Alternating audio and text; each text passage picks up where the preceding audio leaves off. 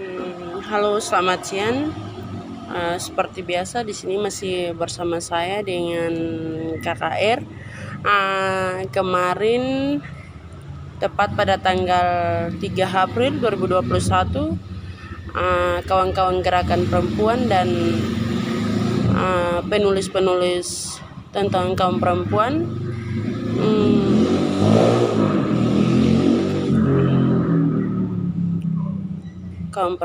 sudah ada diskusi atau bahas tentang penindasan perempuan. Itu diskusi di publik. Jadi di sini saya sendiri mengikuti diskusinya itu dari awal sampai terakhir, dan memang waktunya sudah jam 11 lewat 13. Jadi di situ ada banyak gerakan-gerakan aktivis kaum perempuan. Akhirnya di sini saya tidak menjelaskan tentang penindasan seluasnya. Oke. Eh,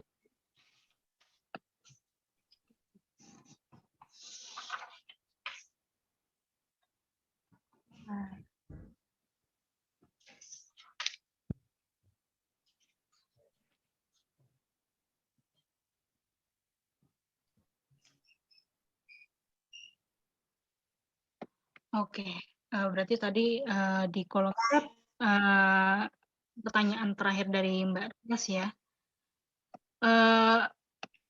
Kalau dari aku sendiri menarik juga sih untuk melihat tadi Mbak Dianita kalau nggak salah bilang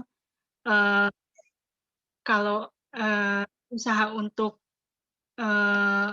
membahasakan kembali perempuan itu nggak hanya bekerja dalam gimana Mbak tadi bilangnya dalam jaringan gitu ya, maksudnya itu juga berangkat dari bagaimana penulis, bagaimana jurnalis, bagaimana seniman perempuan juga mulai untuk menulis mengenai perempuan dalam dan menggunakan definisi-definisi yang juga menggambarkan perempuan yang lebih baik gitu ya kali ya. Iya, jadi kemudian saya pertama kali bertemu dengan Ibu Bung Ayu sebenarnya saat bergabung di Ruang Perempuan dan Tulisan. Jadi semacam studi riset di mana kami mengkaji tokoh-tokoh perempuan Indonesia yang sudah meninggal, khususnya penulis, dan kemudian kebanyakan ini mereka tidak terdengar lagi. Gitu. Dan kemudian menariknya di saat penelitian kami ini, kemudian mulai ketahuan nih, misalnya dalam beberapa penulis misalnya dari Sumatera itu, jadi ditemukan ternyata dia tidak mendapatkan misalnya respons yang sama seperti bagaimana H.B. Yassin menilai para sastrawan laki-laki. Jadi karyanya dianggap sebagai mendayu-dayu dan bersedih-sedih. Gitu. Jadi karya-karya perempuan itu dianggap sangat privat, hanya membicarakan keluarga, percintaan, dan lain sebagainya. Dan kemudian saya sendiri meneliti Salawati Daud dan kemudian sangat dibantu oleh Ibu Bung Ayu tentang sumber-sumbernya. Itu pun juga terkait bagaimana Salawati Daud ini juga sempat ditangkap karena beliau aktif berafiliasi dengan PKI, dan kemudian banyak sekali pemikiran-pemikiran yang sebenarnya sempat dia tuliskan di surat kabar, terutama di surat kabar di Sulawesi Selatan karena beliau dari Makassar bekerjanya sebagai politisi. Dan itu kemudian menyadari bahwa sepanjang ini kita memang banyak tokoh-tokoh perempuan dan pemikirannya yang kemudian tidak diangkat. Dan itu fenomena 65 kemudian satu hal yang cukup besar juga, karena di mana banyak sekali tokoh yang kemudian dipenjara dan kemudian sampai lepas dari penjara pun masih mengalami diskriminasi. Jadi sebenarnya pekerjaan rumah kita ini memang sebenarnya cukup banyak gitu. Untuk membuka kembali sejarah, ya di situ aja udah banyak sebenarnya. Kemudian dari kamus sendiri kita juga masih harus banyak yang perlu dikaji. Kemudian paradigma pemikiran masyarakat kita ini itu juga banyak sekali pekerjaan rumah kita sebenarnya.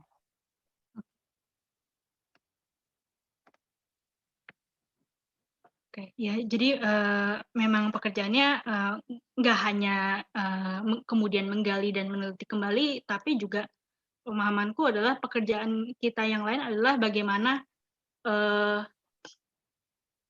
mengangkat supaya apa yang sudah diteliti, apa yang sudah kemudian diketahui ini untuk bisa diakses lebih jauh lagi oleh masyarakat kan ya.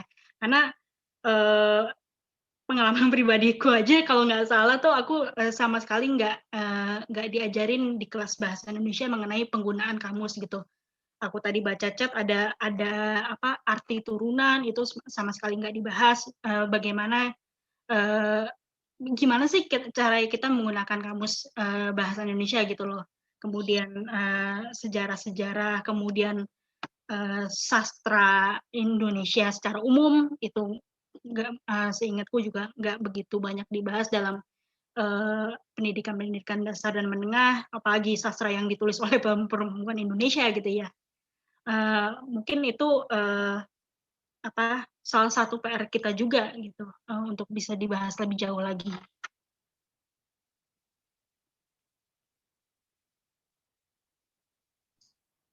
Aku rasa itu komentar yang baik, Ratih ya, karena memang masalah kalau aku lihat sih sebetulnya kan ya kamus itu salah satu yang penting gitu untuk mengubah persepsi orang tentang bahasa, tetapi juga yang menurut aku penting adalah pendidikan sastra ya dan sejarah yang sangat-sangat kurang gitu. Waktu kami di Indonesia, anak saya sekolah di sana, aku cukup terheran-heran gitu karena waktu zaman aku SD aku masih baca, masih ada tugas ke perpustakaan, kemudian melaporkan cerita sampai SMA aku masih baca sastra di sekolah dan aku tahu semua nama-nama sastrawan apa, tapi waktu anakku sekolah di Malang waktu itu ya nggak ada pelajaran sastra itu nggak ada dan aku betul-betul heran gitu. Jadi gimana caranya kita mau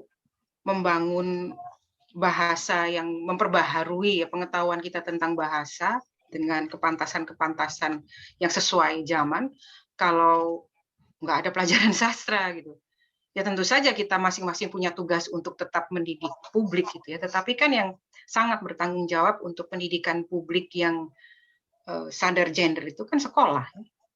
Dan kalau kita memperbaiki bahasa, kepekaan terhadap bahasa, tentang termasuk diantaranya memakai kamus dan sebagainya kan itu dibangun di sekolah gitu. Nah kalau sekolah tidak lagi mengajarkan sastra, bahasa dan sastra yang benar, terus gimana caranya itu? Mungkin sebagai perbandingan, anakku sekarang di SMA di sini, dia SMP kelas 1 ya, dan dia selalu belajar sastra, tapi khusus untuk kelas ini semester 1, semester 2 SMP kelas 1 dia membaca Shakespeare. Dan itu rata, jadi bukan ini sekolah negeri biasa, gitu ya. Dan dia sudah belajar tentang kesadaran gender itu sudah dari TK. Jadi dia sudah kepekaan gendernya itu sudah sampai tahap dia bisa mengidentifikasi ada teman-temannya, oh dia nggak mau disebut pakai she atau he, dia binary.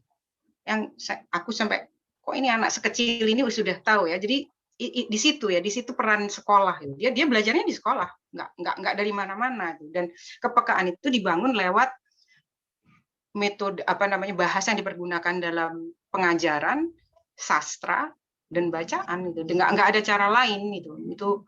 Jadi aku rasa refleksi dari Ratih bahwa dia nggak tahu caranya buka kamus itu karena dia memang nggak pernah diajar. Ya memang itu orang Indonesia pada umumnya tidak buka kamus. Kalau mereka kecuali pekerjaan mereka adalah penulis gitu. Tapi kalau enggak ya memang enggak, maksudnya itu bukan sesuatu yang aneh gitu ya. Bahwa Ika tertarik pada kamus itu soal lain gitu ya. Karena itu pamerannya dia menjadi populer, orang nggak pernah mikir sampai kamus gitu, nggak pernah diajarin gitu. No. Jadi diasumsikan saja bahwa aku sudah bisa bahasa Indonesia, ngapain aku buka kamus kan gitu ya. Padahal waktu kita nulis malah kita mikir-mikir, apa itu artinya itu ya. Mulai garit, kayak saya ketemu kata tadi garit, apa itu garit gitu ya. Baru nyari kamus gitu. Karena nulis gitu. Tapi di sekolah nggak nulis, nggak baca, ya ngapain juga nyari kamus gitu kan. Jadi aku rasa di situ pentingnya pendidikan bahasa dan sastra di sekolah dari mulai sejak awal. Dan aku ngalami itu dari TK sampai SMA belajar bahasa dan sastra. Mungkin itu dulu ya. Ibu,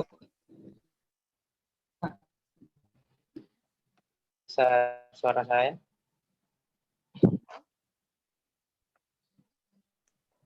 Bisa, Bung, silakan, Bung. Oh, oke. Gini, tentang apa namanya jurusan ataupun mata pelajaran bahasa dan sastra itu kan saya sendiri dari TK itu tidak ada, dari SMP juga tidak ada, SD juga tidak ada, di SMA-nya yang ada. Nah, begini, tentang pengaturan apa namanya mata pelajaran bahasa dan sastra ataupun jurusan itu di ranah SD sampai SMA itu tidak diadakan di kurikulum pendidikan Indonesia. Mungkin di daerah saya di Sulawesi Barat itu tidak ada, tapi yang ada itu di SMA. Jadi kurikulumnya itu sudah ada di SMA, pembagian jurusan ada di situ, bahasa dan sastra dan lain-lain sebagainya. Tapi di SD dan SMP itu tidak ada. Jadi bagaimana kaki namanya negara Indonesia ataupun seorang pelajar harus menuntut adanya apa namanya kurikulum bahasa dan sastra itu diadakan mulai sejak dini, ataupun kita mengikuti apa namanya pemerintah dalam mengatur kurikulum tersebut. Jadi saya ini mau meminta pendapat dari saudara-saudara sekalian, bagaimana apakah kita harus mengikuti tersebut atau mengadakan apa namanya kurikulum bahasa dan sastra terlebih dahulu sejak dini dari SD SMP, tidak perlu di SMA gitu. Bisa dimengerti? Maaf, baru masuk sebenarnya.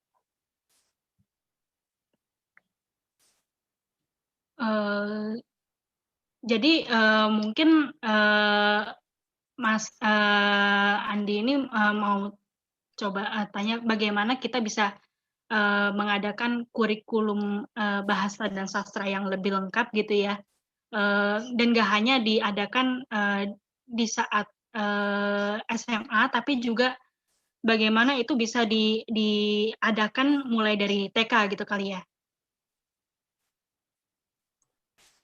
Ini kan ini kurikulum bahasa dan sastra ini atau jurusannya mata pelajarannya itu apakah kita harus adakan di TK? Apakah anak-anak TK IQ mereka atau otak mereka mampu merespon tentang mata pelajaran tersebut? Oh, oke. Ataukah mungkin hanya di SMA lah sampai ke atas yang mampu pelajaran-pelajaran seperti itu? Makanya di Indonesia ini hanya sebagian yang mempelajari mata pelajaran bahasa dan sastra gitu.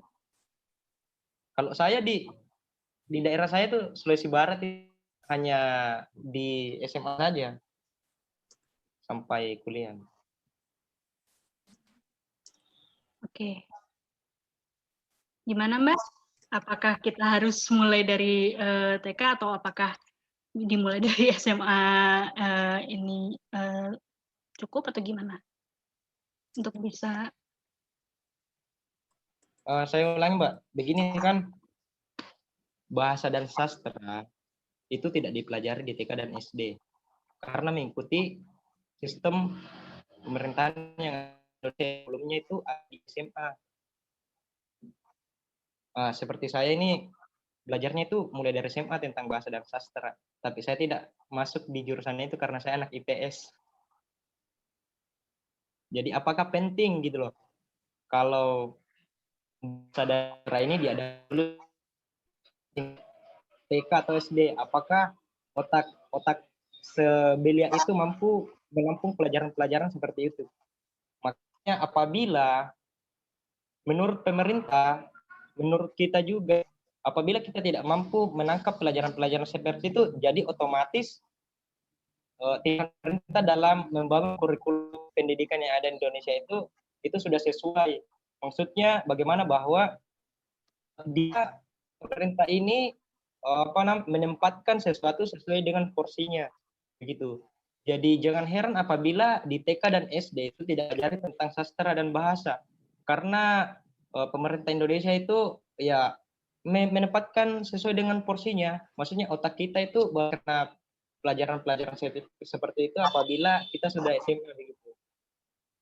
terlalu belia menurut saya bahwa kita harus belajar bahasa dan sastra itu di TK. Oke, Mbak Ratih mungkin izin untuk sedikit menanggapi. Iya, terima kasih Mas Andi. Jadi kebetulan saya juga ada background latar belakang pendidikan, jadi mungkin sedikit komentar terkait ini. Kita tahu sendiri bahwa kurikulum memang satu hal binatang yang besar sekali di dunia pendidikan Indonesia gitu, yang kayak beberapa orang menganggap setiap ganti menteri ganti kurikulum, kemudian di setiap pergantiannya selalu ada permasalahan gitu kan. Kalau sekarang yang berlaku adalah kurikulum K13 2013. Nah, memang bahwa kemudian yang mendapatkan sering harusnya mulai kita sadari adalah pembelajaran sudah semestinya lebih personalized, atau bagaimana masing-masing anak ini di setiap tingkatannya, bahkan di tiap individu saja, itu memiliki perbedaan bagaimana dia bisa memahami suatu pengetahuan. Dan apakah kemudian terkait bahasa dan sastra, apakah perlu diajarkan sejak dini? Kalau saya pribadi menganggapnya perlu, dikarenakan bagaimana cara kita berkomunikasi pun itu dididik sejak kecil. Jadi bagaimana kemudian kita bisa mendapatkan pengetahuan itu juga dari kecil, dan sepandai pengetahuan saya bahwa sepanjang saya membaca sastra ini, kita tidak hanya belajar bahasa. Jadi di karya sastra kita bisa belajar tentang sejarah, tentang keadaan situasi sosial itu seperti apa. Nah, perkaranya kemudian apakah materi-materi yang diberikan itu, misalnya untuk pelajaran bahasa dan sastra, itu sesuai memang dengan tingkatan usianya. Nah, kalau misalnya mungkin di tempat Bung Ayu di Kanada itu memang sudah ada materi-materi pembelajaran yang sesuai dengan jenjangnya. Yang memang misalnya buku cerita saja, itu aja sudah ada tingkatan usianya. Nah, hal seperti itu memang masih kurang. Jadi terkait kurikulum, terus kemudian bagaimana anak itu menerima pengetahuan, dan juga bagaimana pembelajaran semestinya itu berlangsung, adalah mengedepankan sebenarnya pada personalize, pada individu anak-anak ini bagaimana, dan kemudian juga kurikulum semestinya tidak dibuat secara nasional seragam gitu, karena kita tahu sendiri bahwa Indonesia ini sangat luas secara archipelagonya. Selama ini yang terjadi adalah kalau satu saklar dihidupkan di pemerintah pusat, dan kemudian semua itu berlaku di seluruh Indonesia. Sementara kondisinya berbeda-beda, dan kemudian itu kurang disadari pada saat ini. Kemudian hal tersebutlah yang sekiranya memang perlu kita perhatikan atau pertanyakan lebih lanjut. Kira-kira seperti itu dari saya, Kak Andi.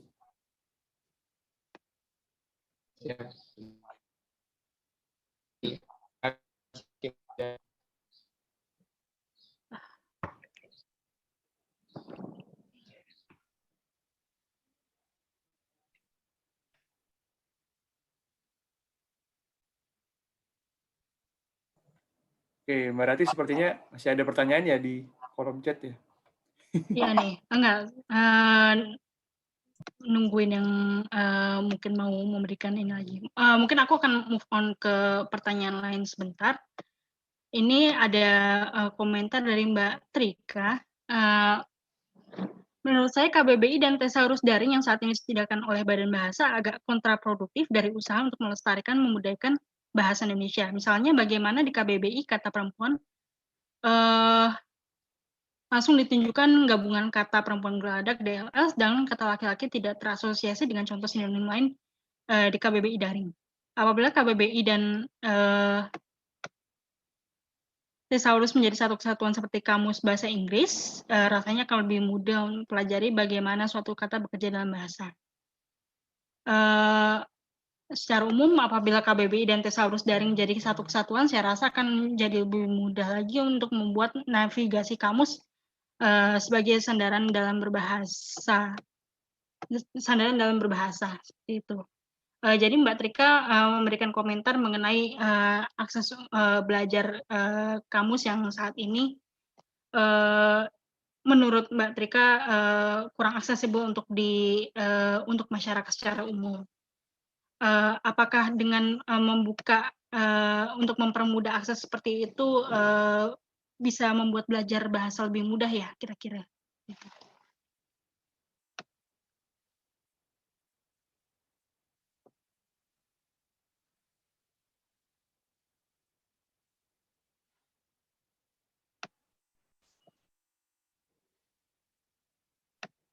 Ratih, ini maksudnya terus mau dijawab atau gimana? Aku udah menanggapi tadi di kolom Oh, chat. oke.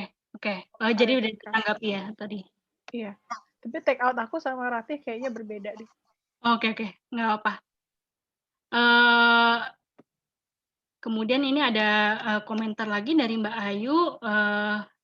Ada lagi dari Shaldi mau bertanya. Shaldi apakah mau buka mic atau mau dibacakan dari chat?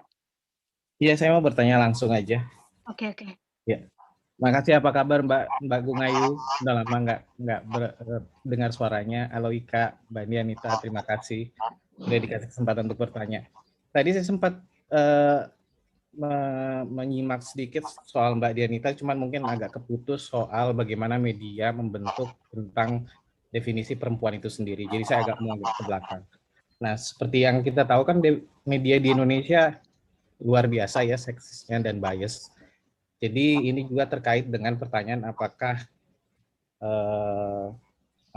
kamus yang membentuk masyarakat atau masyarakat yang membentuk kamus. Jadi saya pikir ini soal yang agak rumit juga ya untuk melihat persoalannya, karena kebetulan saya sekarang lagi belajar soal artificial intelligence, terutama natural language processor, yang mana itu isinya bias semua. Jadi bukan hanya bias dari sisi jenis kelamin, tapi juga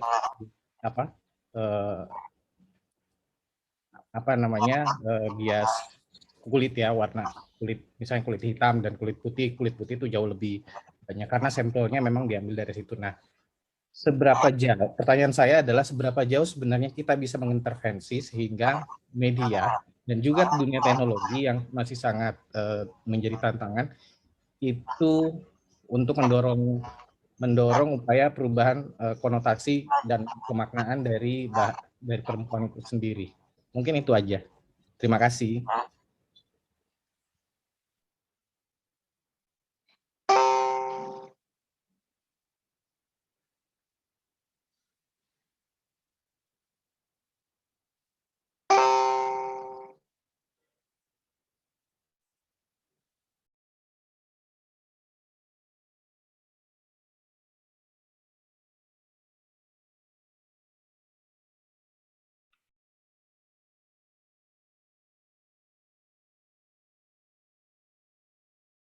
Ya, mungkin merespon sedikit terkait teknologi AI tadi, nanti bisa disambung oleh Bung Ayu dan Mbak Ika.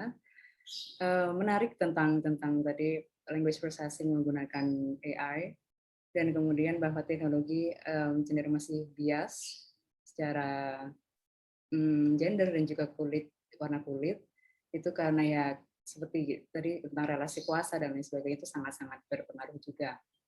Dan kemudian menurut saya intervensinya adalah kemudian saya kurang tahu tadi seperti apa proyek yang sedang dikerjakan oleh Mas Shaldi, tapi kalau misalnya saya menebak ini tentang language processing-nya adalah kemudian ada input data dari kebahasaan itu yang kemudian menjadi bagian dari learning machine-nya.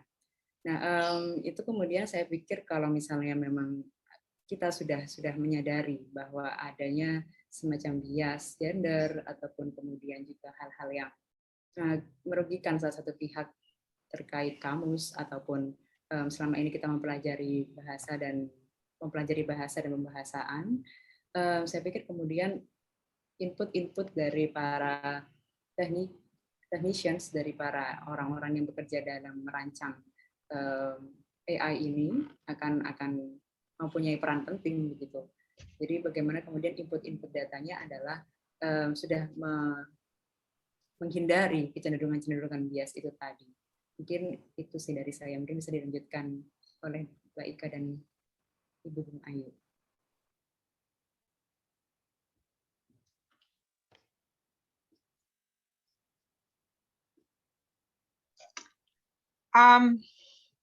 Aku akan jawab agak umum ya, karena ini menyangkut sebetulnya kan walaupun pertanyaannya sangat spesifik, tapi sebetulnya kan itu menyangkut persoalan umum tentang bagaimana membuat wacana di media atau diskursus secara umum itu menjadi tidak bias gender. Dan aku masih tetap akan kembali kepada pendidikan, karena upaya apapun, pendidikan dan kebijakannya, dan itu berkaitan aku rasa. Tapi juga hal lain yang aku juga mau lihat, kalau kita melihat bahwa masih seksis ternyata masih bias gender. Aku rasa kita juga harus melihat apakah ada perubahan.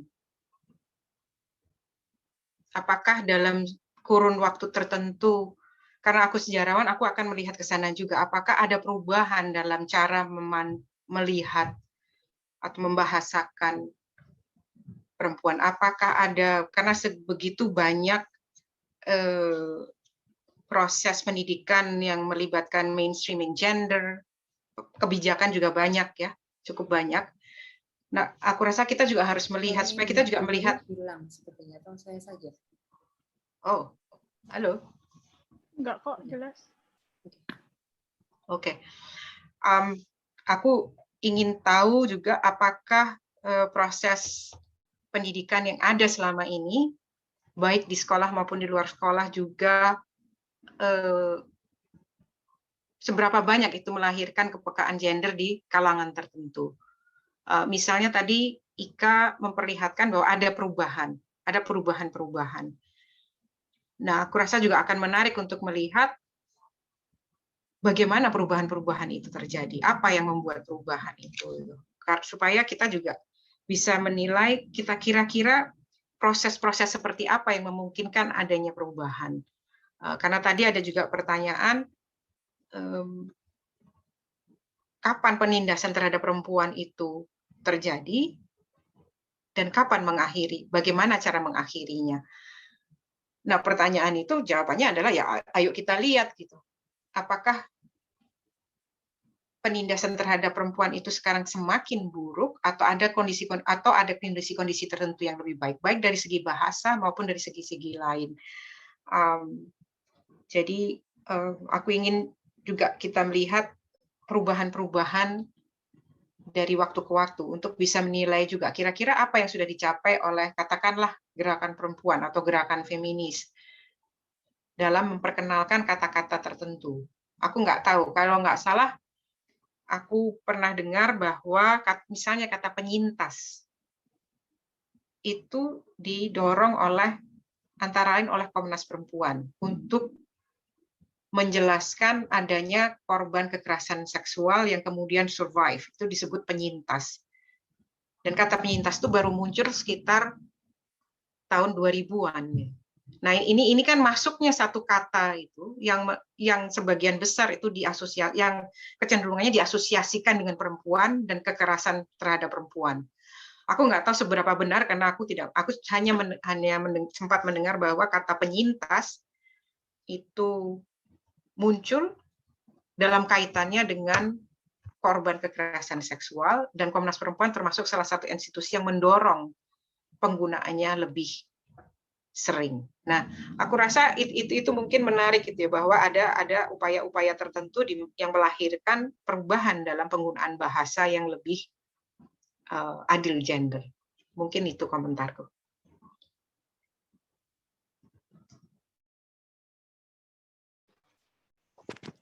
Kalau komentarku, aku malah ngelihatnya tadi karena Shaldi juga bicara tentang AI gitu ya. Aku malah melihatnya dari perspektif akses si Shaldi juga. Kayak tadi Shaldi tanya misalnya kan, ini yang memformulasikan KBB ini banyak laki-laki atau perempuan. Nah, kalau kita bicara AI, misalnya itu berkaitan dengan teknologi, kemudian kalau menurut aku juga akses terhadap teknologi itu juga kan nggak rata. Akses perempuan terhadap teknologi itu jauh di bawah laki-laki. Artinya kemudian kehadiran perempuan dalam wilayah-wilayah yang mestinya kemudian mampu menciptakan kultur-kultur baru, teknologi-teknologi baru itu juga kecil sekali. Artinya perspektif perempuan kemudian di dalam hal-hal tersebut juga hampir tidak ada mungkin karena kecil banget gitu. Tentu saja bias gender jadi terjadi kan. Karena memang dari awal perspektif mereka yang berada di baliknya laki-laki dan perempuan tidak sama jumlahnya gitu sih Shaldi kalau menurut aku. Sama bahkan kalau kita bicara seni rupa atau kesenian gitu ya. Kalau saya pernah soalnya bikin pameran, terus ternyata sulit sekali mencari seniman perempuan berbasis seni media. dibandingin laki-laki. Karena akses juga perempuan terhadap seni media itu artinya seni-seni yang menggunakan audiovisual, itu kecil banget. Jadi hampir tidak ada, bahkan mungkin di beberapa kota seniman perempuan yang medianya audiovisual. Karena mereka nggak punya aksesnya seperti laki-laki. Tapi kalau seniman laki-laki yang memang menguasai bidang itu banyak banget gitu. Nah, aku juga ngeliatnya jadi dari kesana juga sih, Shaldi, kayaknya. Jadi ini juga bicara akses gitu. Bagaimana banyak hal-hal yang apalagi sekarang kita bicara misalnya istilahnya hal-hal yang terbaru deh gitu ya di kehidupan kita sekarang berkaitan dengan teknologi, itu pasti yang pertama kali terpapar laki-laki sebagian besar gitu, baru kemudian perempuan, dan perempuan menjadi yang keberapa gitu kan, baru kemudian mereka bisa mengakses dan mereka bisa kemudian bahkan karena harus belajar sendiri gitu. Sementara mungkin yang laki-lakinya mereka memiliki akses yang bukan hanya lebih awal, tapi proses belajarnya mungkin lebih mudah gitu ya, mungkin gitu. Jadi kalau menurut aku tadi aku melihat pertanyaan dari Shaldi ini, aku mengomentarinya dari perspektif itu sih, Shaldi. Ini mungkin berhubungan juga dengan itu tadi, kenapa bias gender masih terjadi gitu. Karena berhubungan lagi balik ke akses gitu, bahwa akses yang dimiliki laki-laki dan perempuan memang berbeda terhadap banyak hal gitu di kehidupan kita sehari-hari. Gitu sih, terima kasih.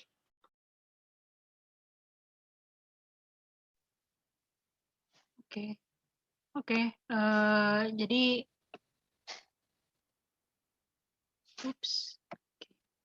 Jadi ada persoalan tentang akses juga, tentang siapa yang mengambil keputusan juga untuk dalam baik dalam pembentukan kamus maupun dalam riset-riset seperti yang risetnya Syahdi tadi. Ini ada pertanyaan lagi dari Andi Agung yang nanya lewat chat mengenai perbedaan wanita dan perempuan dalam KBBI. Yang mau komentar? Aku sendiri juga belum buka sih. Ratih, ada pertanyaan lebih awal dari Ican Chandra ke Bu Ayu? Oh.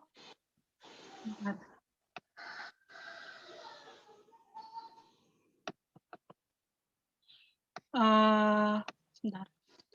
Mas Ugo bisa dibantu nggak, Mas Ugo? Bisa, aku bacain ya pertanyaannya ya.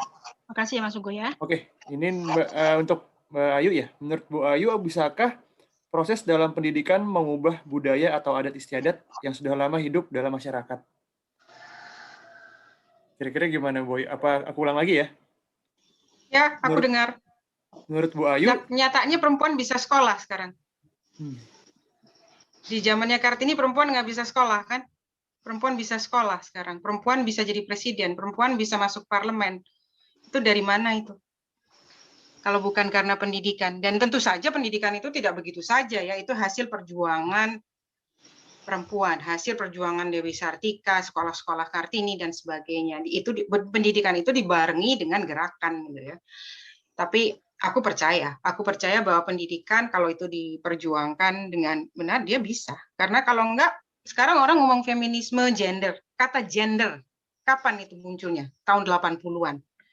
Lewat mana? Lewat training yang diadakan oleh kaum feminis tahun 80-an. Lewat program-program perempuan dalam pembangunan.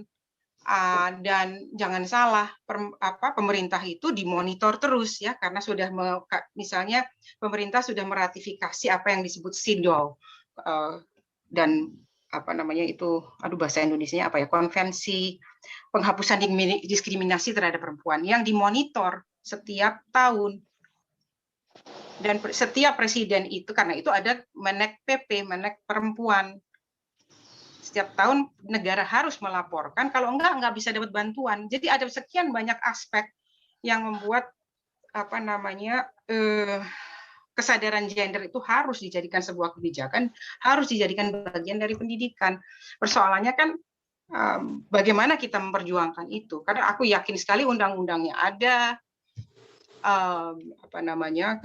landasan-landasan konstitusionalnya ada gitu. Jadi sebetulnya itu hanya persoalan bagaimana kita menentukan strategi untuk memaksa kebijakan-kebijakan yang ada mempertimbangkan gender. Mainstreaming gender kan ada di seluruh pemerintahan sekarang itu. Jadi itu sangat mungkin. Adat itu kan budaya adat yang sudah lama. Yang mana? Adat yang mana? Ada banyak, ada di Indonesia ini ada ratusan, ada sekian ratus kelompok etnis, ada macam-macam adat. tergantung gitu. Kita mau ngomong budaya atau adat yang mana. Saya besar di Indonesia, keluarga saya orang Indonesia, dan adat di keluarga saya membolehkan perempuan, maksudnya bisa memungkinkan perempuan untuk melakukan hal-hal yang tidak lazim dilakukan perempuan. Jadi ini pertanyaannya agak luas, jadi saya jawabannya juga sangat umum gitu ya. Tapi pendeknya gitu deh. Kalau saya sih percaya sekali pada pendidikan itu. Itu saja. Baik, saya mau menambahkan sedikit. Begini, dapatkah pertanyaannya tadi Mas bisa diulang? Oke, sebentar ya, saya bacakan lagi pertanyaan dari Ican Chandra nih. Menurut Bu Ayu, bisakah proses dalam pendidikan mengubah budaya atau adat istiadat yang sudah lama hidup dalam masyarakat? Oke, baik. Saya akan membahas tentang adat yang ada di suku Bugis itu. Ada suku Kajang dari Sulawesi Selatan itu. Ini masih bernuansa primitif, di mana teknologi itu ditolak di sana. Jadi apabila pendidikan pun tidak ada sebenarnya, hanya di kota-kota saja yang memiliki pendidikan. Tapi kita masuk ke dalam hutan itu primitif sekali, tidak menerima adanya pendidikan dan teknologi. Jadi apabila pertanyaannya begitu, dapatkah pendidikan ini mengubah adat budaya yang tertanam di masyarakat itu? Kita harus mengetahui adat-adat dan budaya yang mana gitu. Jadi apakah dapat mengubah? Ya tentu bisa, tapi tergantung dari adat dan budaya yang ada di sana. Apakah mau menerima pendidikan tersebut atau tidak? Terima kasih. Nah, ini dengan pertanyaan saya tentang perempuan dan wanita, kan saya tidak programnya pendidikan, dan saya itu berkecimpung di organisasi himpunan mahasiswa Islam. Jadi di mahasiswa Islam itu perempuan dan wanita itu dibedakan, tidak ada dalamnya, hanya bersamanya itu berbedanya. Jadi di sini saya sumber, apakah perbedaan wanita dan perempuan itu menurut Anda? Karena banyakkan perempuan saya bisa pahamkan saya mengenai perempuan dan wanita begitu, Bu. Terima kasih. Oke, terima kasih Bung Andi nih. Jadi itu ya berarti ya dari pertanyaannya apa perbedaan antara perempuan dan wanita gitu. Nah, ini menarik sekali nih. Mungkin beberapa teman-teman juga masih sering mempertanyakan ya, apakah bedanya perempuan dan wanita. Oke, silakan barangkali Mbak Ayu atau Mbak Ika dan Mbak Dianita bisa menjawab. Terima kasih.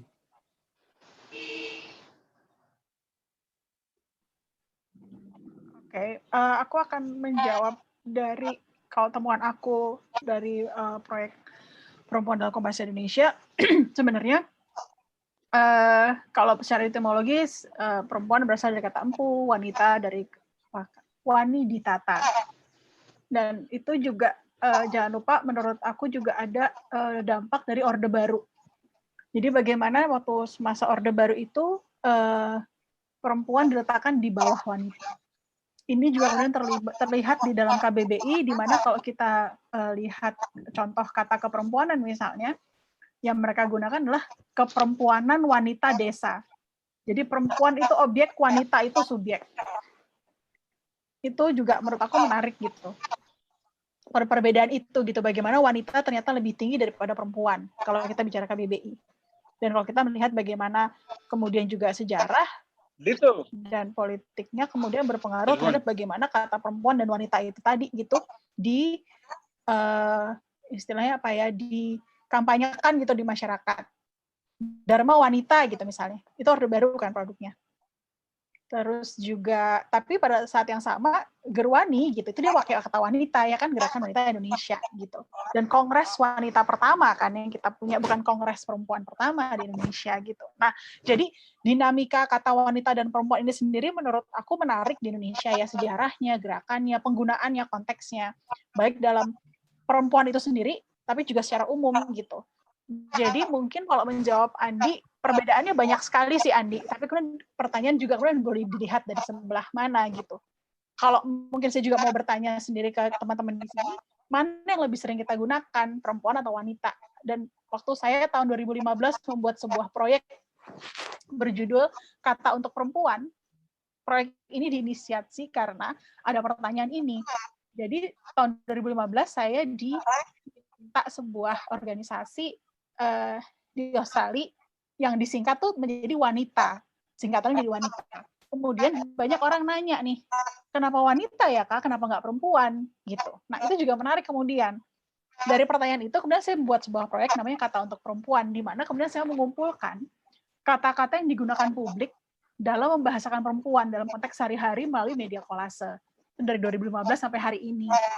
Saya udah mengumpulkan kira-kira 500 kolase, jadi 500 kata yang kita gunakan sehari-hari untuk membahasakan perempuan. Jadi menurut saya juga kalau bicara balik tadi kayak wanita dan perempuan udah pasti berbeda. Tapi kemudian dari perspektif yang mana nih gitu. Itu sih kalau dari aku. Terima kasih. Iya, terima kasih. Menarik. Bang, saya tambah ya. Begini, menarik sekali dari perempuan dan wanita. Nah, yang saya dapat referensi itu betul sekali yang Ibu sampaikan bahwasanya perempuan itu berasal dari kata empu. Dan ini yang referensi yang saya dapat itu adalah empu ini berasal dari bahasa Sanskerta. Dan wanita ini bahasa itu wanita atau seseorang yang dinafsuhi, artinya itu wanita.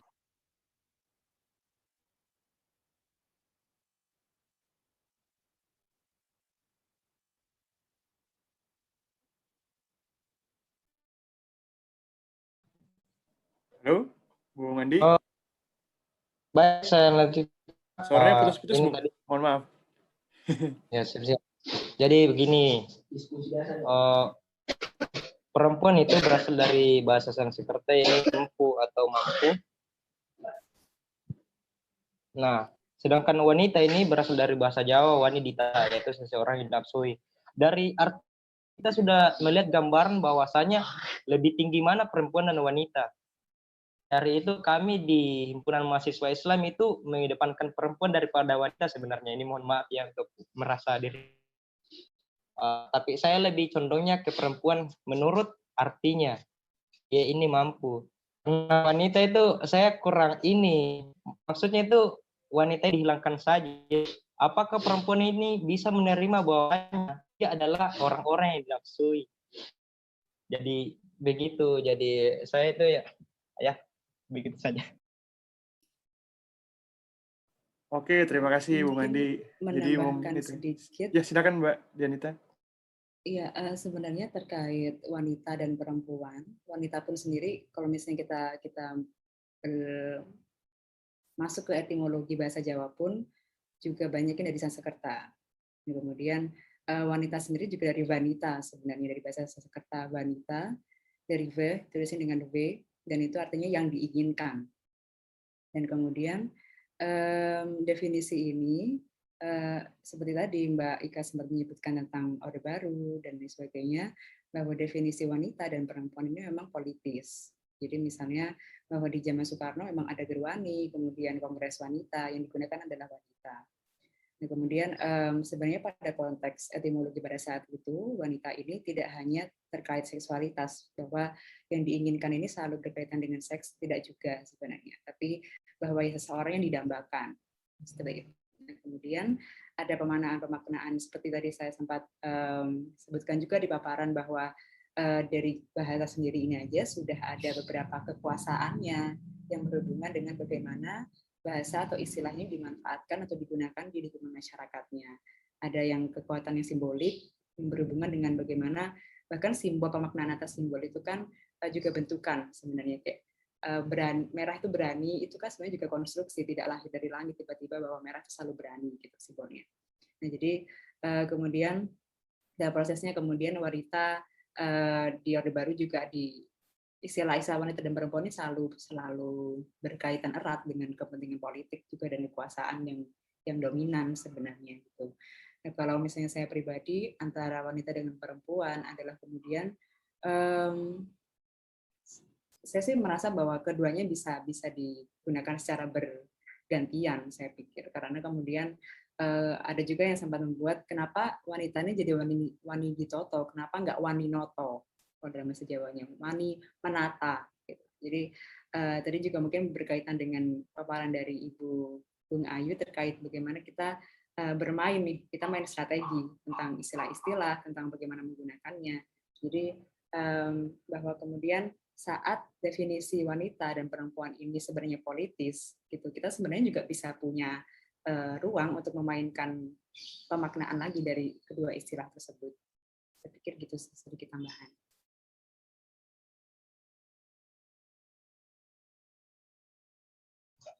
Sebetulnya ini kalau setauku Kongres Perempuan pertama namanya Kongres Perempuan Indonesia. Cuma pada saat itu memang perempuan yang digunakan tuh ya perempuan, wanita atau istri atau putri. Jadi di situ aku lihat bahwa sebetulnya ada semacam apa, karena bahasa Indonesia juga baru waktu itu ya, kebanyakan kan masih berbahasa Belanda atau bahasa lokal. Jadi mereka bergantian saja memakai kata perempuan, wanita tanpa menetapkan hierarki di dalamnya. Mungkin aku bisa kasih lihat contoh, ini di Wikipedia ada. Ya, jadi kayak misalnya kita lihat di awal ini Kongres Perempuan. Sebentar ya, aku bagi screen share screen. Oh, ini dia. Oke. Kita lihat aja ya. Jadi ini Kongres Perempuan Indonesia. Kemudian di bawah ini waktu beberapa pidato yang dibacakan, itu ada kaum istri, terus perempuan, tapi ada juga wanita utomo, ya. Jadi kelihatan bahwa mereka santai aja gitu ya, mau pakai kata perempuan, mau pakai kata wanita, bebas-bebas aja itu. Aku rasa yang aku belum ketemu buktinya atau penjelasannya adalah mengapa dari KPI Kongres Perempuan menjadi Kowani. Itu aku nggak tahu kenapa, belum ketemu lah paling nggak ya, kenapa mereka memutuskan untuk mengubah nama Kongres Perempuan menjadi Kongres Wanita Indonesia. Kemudian wanita jauh lebih banyak dipergunakan di tahun 50-an 60-an gitu ya. Jadi perwari juga pakai wanita karena sebelumnya masih Suwarni Pringgodigdo misalnya masih menggunakan Persatuan Putra-Putri Indonesia, Perempuan Indonesia ya. Tapi terus lambat laun itu menjadi hanya wanita. Itu akan menarik untuk dilihat. Nah, menjadi lebih ketat memang zaman Orde Baru, dan aku rasa itu ada kepentingannya untuk yang menarik sebenarnya begini, yang pakai kata wanita itu kan gerwani ya, tapi kenapa Orde Baru justru memakai dharma wanita itu? Apakah dengan sengaja Orde Baru mengkooptasi istilah wanita itu dan mempergunakannya dan membuatnya menjadi eksklusif, sementara gerwani digambarkan sebagai kuntilanak, pelacur, pokoknya perempuan amoral, tapi kemudian di nama wanita itu dipakai gitu untuk, jadi seakan-akan Orde Baru mau gue ambil deh ini nama, gue pakai untuk mengkotakkan. Jadi seperti tadi saya bilang ada ruang berbahasa yang dipaksakan, yang dibatasi, dan pada saat itu kemudian perempuan kemudian diturunkan dan wanita menjadi dianggap lebih agung gitu. Nah, saya sendiri nggak meneliti soal itu, tapi saya melihat kecenderungan itu ya, kenapa terus kemudian dharma wanita yang sebetulnya sangat mirip dengan gerwani kemudian sangat dibatasi itu. Aku posisiku sama dengan siapa Dianita. Aku nggak terlalu bermasalah gitu apakah mau wanita atau perempuan. Secara personal aku memang lebih suka kata perempuan, nggak tahu kenapa.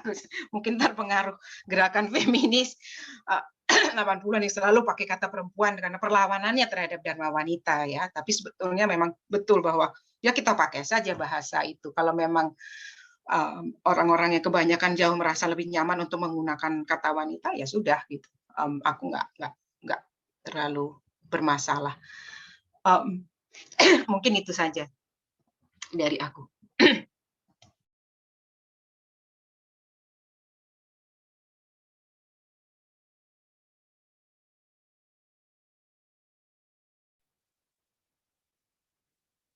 Oke, udah 11.14 ya, sebentar lagi. Aku lihat di kolom chat juga udah terakhir banget, jadi mungkin bisa aku close kali ya, sekalian ya. Ya? Maaf, barangkali nanti ada sepatah dua patah kata terakhir dari para pemateri, boleh ya? Oh ya, please. Oke, thank you Rati.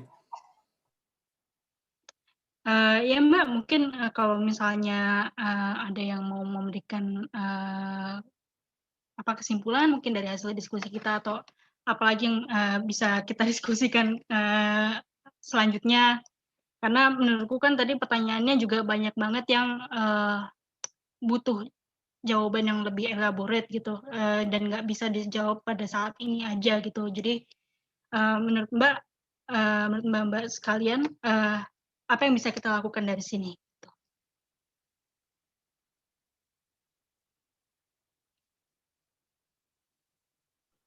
Kalau untuk aku sebenarnya tadi mungkin juga sekaligus menanggapi tadi pertanyaan bagaimana kita lebih banyak membicarakan perempuan dalam konteks apapun. Terus jadi tadi juga Dianita cerita misalnya penghapusan all male panel, dan aku merasa juga bahwa waktu aku datang dengan proyek kata perempuan dalam Kamus Bahasa Indonesia, aku merasa bahwa ini masih seolah-olah menjadi masalahnya perempuan aja gitu. Nah, aku merasa ini harus dirubah gitu. Ini bukan masalah perempuan aja. Setiap kali kita ada masalah mengenai perempuan, terus perempuan bersuara, terus laki-laki kebanyakan merasa, oh itu masalah perempuan aja, bukan masalah gue. Ini masalah semua orang gitu. Apa yang ada dalam kehidupan kita sehari-hari gitu yang berkaitan dengan perempuan itu juga masalah semua orang, termasuk laki-laki menurut aku. Jadi kita juga udah harus mulai melihat bahwa ini bukan lagi tentang lo cewek, gue cowok, ini masalah lo, ini bukan masalah gue gitu ya, tapi ini masalah semua orang gitu, ini masalah kemanusiaan gitu. Jadi saya pengennya juga semakin banyak orang yang juga bersuara gitu. Karena saya juga merasa bahwa ada mungkin laki-laki yang banyak sekali juga menyadari kenapa ini menjadi masalah, tapi kemudian mereka diem aja atau tidak mau berbicara gitu. Padahal mereka mengerti ini masalah misalnya. Nah, mungkin saya juga mengajak, mengingatkan bahwa ini masalah apa yang terjadi terhadap bahasa kita dan bagaimana opresi terhadap perempuan melalui bahasa gitu, ini adalah masalah semua orang dan kita semua mestinya bersuara itu sih, jadi bukan hanya perempuan aja gitu sih. Terima kasih.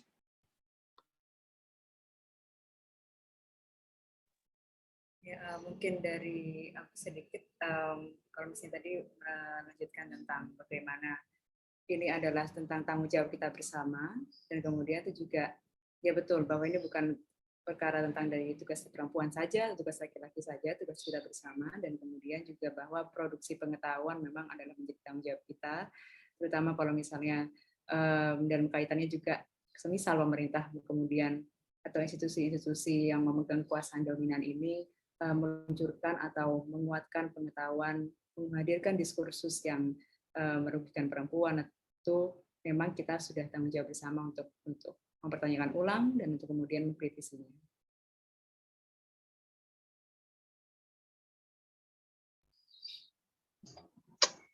Aku setuju ya dengan usulan bahwa ini persoalan bersama, dan sebetulnya yang juga itu mungkin sekaligus menjawab tadi soal apakah peran laki-laki perlu berperan dalam perjuangan melawan penindasan perempuan. Aku rasa ya pastilah. Malah sekarang ada kecenderungan begini ya. Jadi ayo kita ringankan beban laki-laki ya.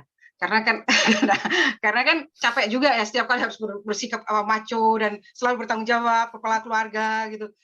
Kan dan misalnya di banyak negara gitu sudah mulai permintaan kayak misalnya perempuan mendapat cuti hamil, laki-laki enggak.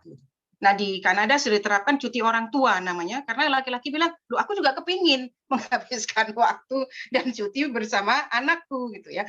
Jadi harus dilihat juga bahwa supaya laki-laki tidak selalu merasa, oh hak-hakku akan dikurangi. Enggak, justru malah enak gitu. kan enak juga kalau beban itu ditanggung bersama gitu. Perempuan-perempuannya juga yang lenje-lenje, yang manja-manja juga akhirnya juga harus kerja. Jadi aku rasa kesetaraan itu di sana itu. Jadi cuma tidak sekedar bahwa oh ini tugas perempuan, aku rasa akan baik sekali. Sebetulnya ini memang si Aldi yang harus ngomong, ini dia yang pengalaman, tapi nggak tahu dia sembunyi. Yang kedua, aku melihat bahwa dari pengalaman bergaul dengan kawan-kawan feminis sejak 90-an ini ya, pengetahuan sejarahnya sangat kurang ya, dan menurut aku itu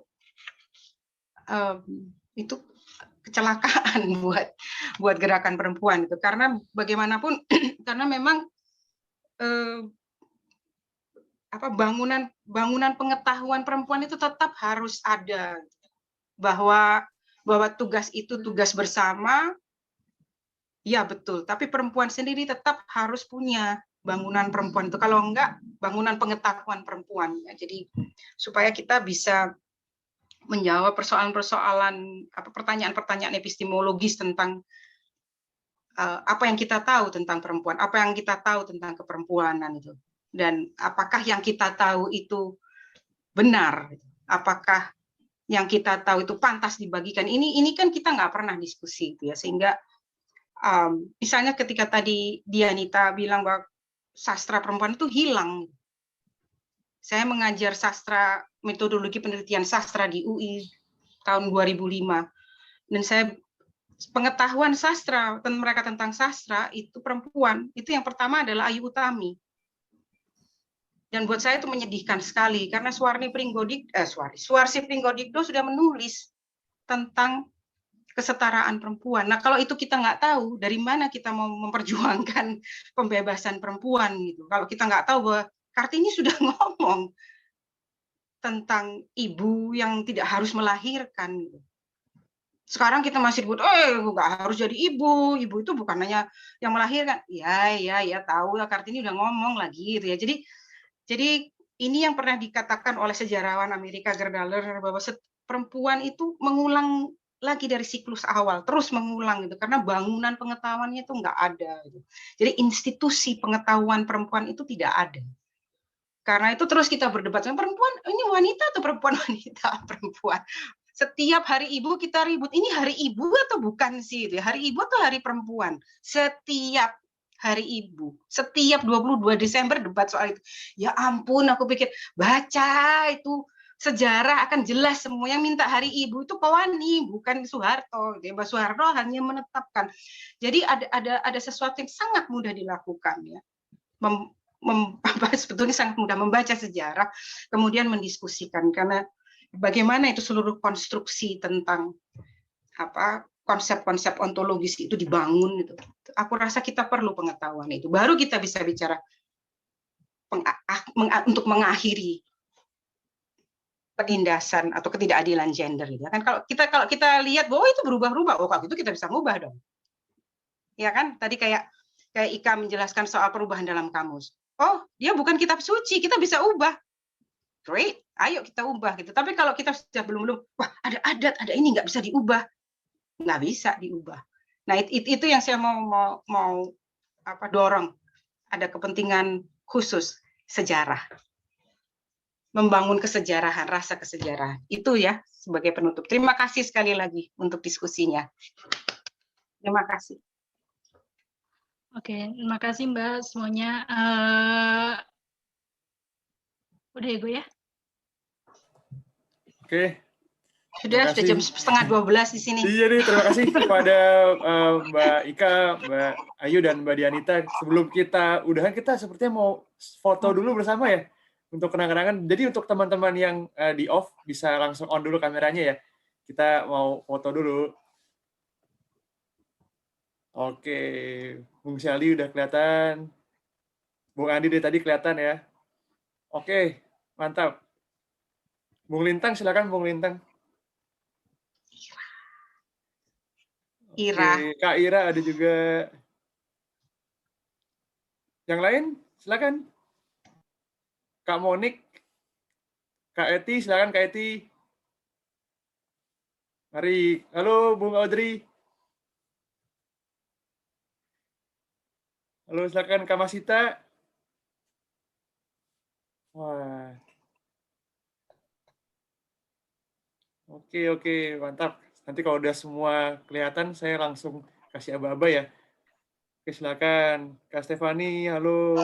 Kak Masita, Kak Kuita, Bung Parman, halo. Bung Alvin ini mana nih Bung Alvin nih? Nggak kelihatan nih. Halo Bung Lintang. Oke, sebentar ya. Sedikit lagi nih. Udah mau keluar semua fotonya. Oke. Kak Nurbaya nih, Kak Famel, Kak Tias. Saldi sudah belum? Wah, ada kawan-kawan FS BPI Serikat. Halo Bung. Oke, Kak Famel sudah. Kak Amalia. Kalau misalnya yang lain nggak mau nampil, nggak apa-apa berarti ya. Sekarang saya foto aja yang ada ya. Oke teman-teman, kita boleh gaya apa aja kok. Bebas ya teman-teman ya. Saya hitung ababas dari 1 sampai 3 ya teman-teman ya. 1, 2, 3. Oke, sekali lagi ya. Bentar, nih ada chat dari Kak Agnes lagi. Kayaknya ke foto nih. Kak Agnes sebentar dulu Kak Agnes ya. Oke.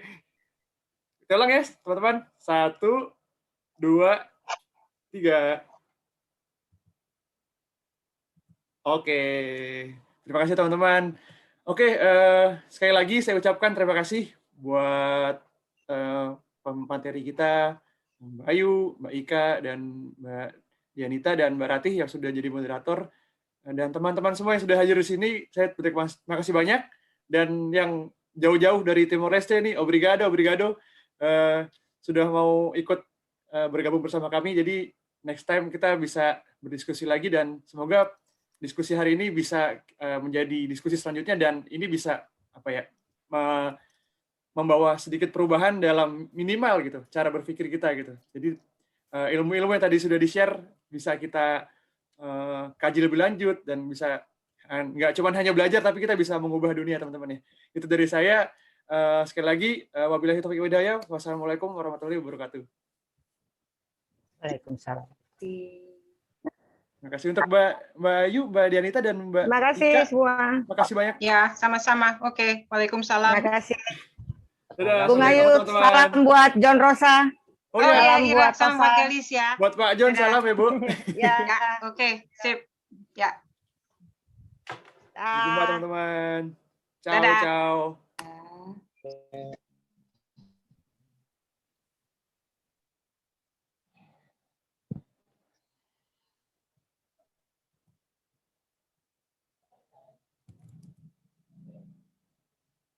Tunggu, ini foto dulu nih. Nah.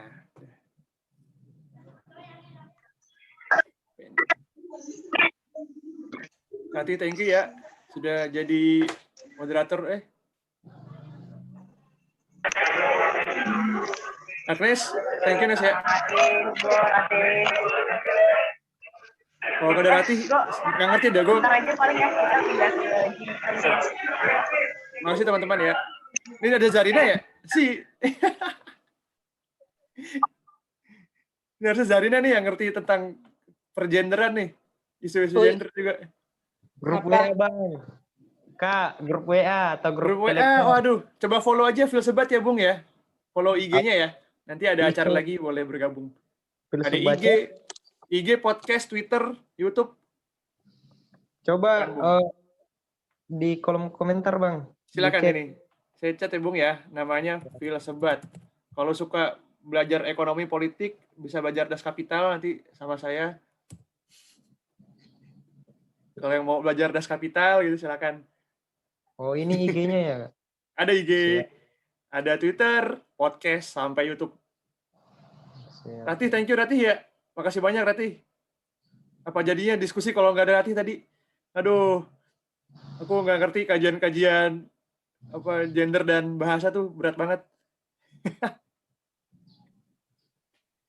Oh, oke. Thank you Rati ya, thank you banget. Sorry, Sorry, aku gue dari tadi nggak kedengeran. thank you Mas Parman sudah hadir. Makasih Mas Agung bantuannya ya. Sama-sama Rati, thank you banget. Sorry aku nggak bisa ngasih apa-apa nih ya, tapi ntar ya ada kenang-kenangan lah ya dari kita ya. Nggak usah. Aku mau tidur. Makasih Mas Hugo. Halo Mas Lintang. Halo Mas Lintang. Halo. Makasih ya Mas Hugo. Halo Mas Lintang. Makasih ya Mas Hugo. Makasih.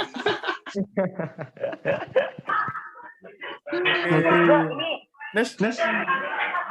1.30 udah habis nih, Go. Enggak jam. Beresnya jam 2. Kan 4 jam.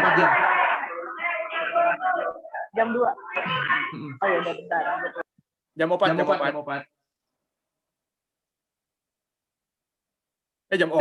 Jam 2. Kak, rata-rata dari mana ini semuanya?